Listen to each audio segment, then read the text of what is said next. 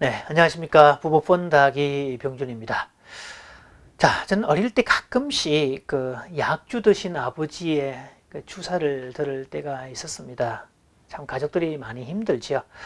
자, 그럴 때면 어머니께서는요, 아이고, 또 시작이다. 이제 이렇게 푸념을 널어놓고 그러셨는데, 사실 이 주사를 듣는 거 그렇게 썩 좋은 작업은 아닙니다. 자, 그런데요.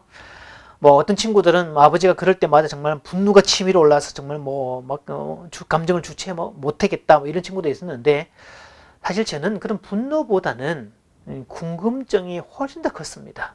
왜 저러실까 정말? 저렇게 하는 이유가 뭘까?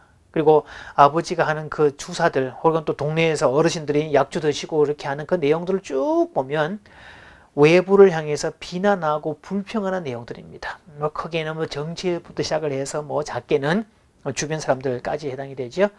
사실 이거 일명 우리가 쓰는 말로 까는 말 아닙니까? 이거 다 까는 말들인데 왜 그럴까 정말 이렇게. 왜 저렇게까지 사람을 싫어할까? 그리고 저렇게 속칭 까는 말을 할 때 다른 사람이 듣기 싫어한다는 그 표정을 못 읽을까? 알고 있으면 왜 저렇게 계속 반복할까? 라는 것들을 계속 생각하게 되는데요.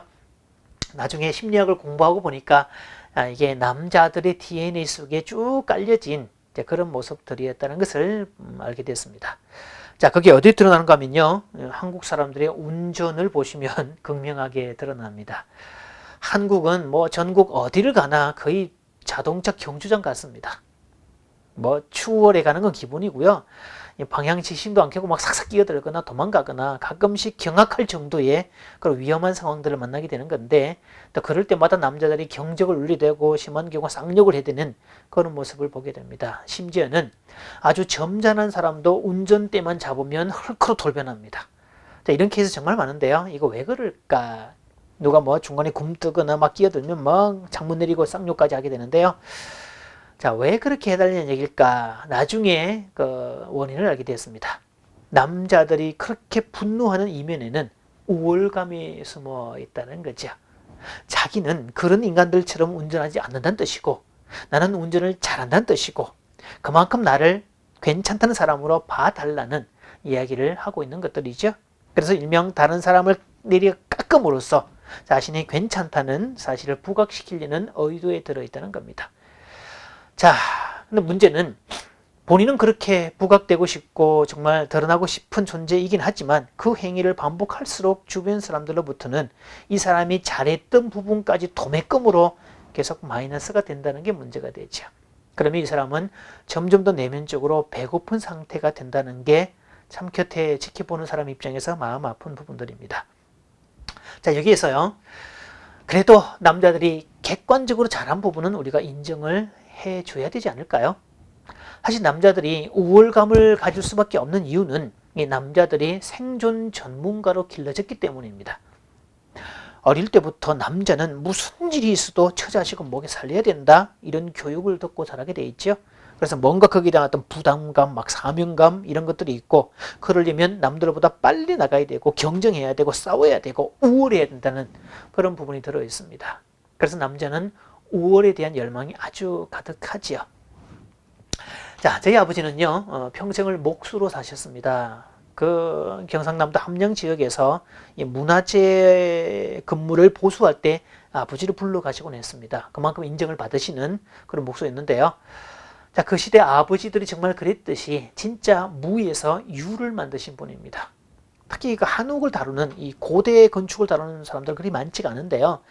그거를 정말 정교하게 깎아내는 기술도 쉽지가 않고, 특히나 옛날 한옥들은 못을 사용하지 않습니다. 나무를 깎아서 이렇게 매듭새를 맞추는 그런 과정들인데, 그러려면 나무 다루는 기술이 아주 탁월해야 된다는 거죠.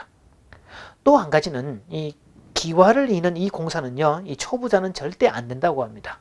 잘못하면 비가 다 새거나 뭐 다 떨어지게 되는 건데, 기와 이는 것들은 정말 고도의 어떤 기술이 필요하다는 거죠. 자, 그런 부분에서 정말 아버지는 정말 대단하신 분이 되죠. 그래서 가끔 저는 방학 때면 일종의 알바였죠. 아버지 일하시는 건축하는 현장에 가서 같이 모통 차고 같이 일을 많이 해본 경험이 있어서 일을 어떻게 하는지 쭉 보게 되었는데요. 정말 자식이 아니라 제 3자 입장에서 바라보아도 참 정말 실력은 괜찮은 것들입니다. 근데 가끔씩 그놈의 주사 때문에 그런 능력까지도 도매금으로 마이너스 처리가 되는 그런 것들은 참 가슴이 아프지요.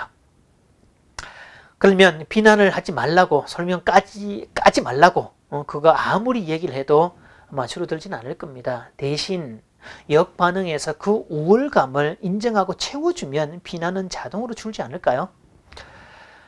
자, 그래서 몇 해 전에 함양군에서 저희가 살고 있는 그 시골 지역에 아주 유명한 계곡이 있습니다. 용추 계곡이라고요. 자, 거기에 올라가는 쪽에 아주 큰 정각을 하나 지었습니다. 당연히 아버지를 대표자로 이제 선정을 했죠. 그래서 여러 목수를 데리고 하는 건데 아버지에게는 도편수라는 직함을 주었습니다. 이 도편수란 말을 찾아보니까요. 이 집을 지을 때 책임을 지고 이를 지휘하는 우두머리 목수를 지칭합니다.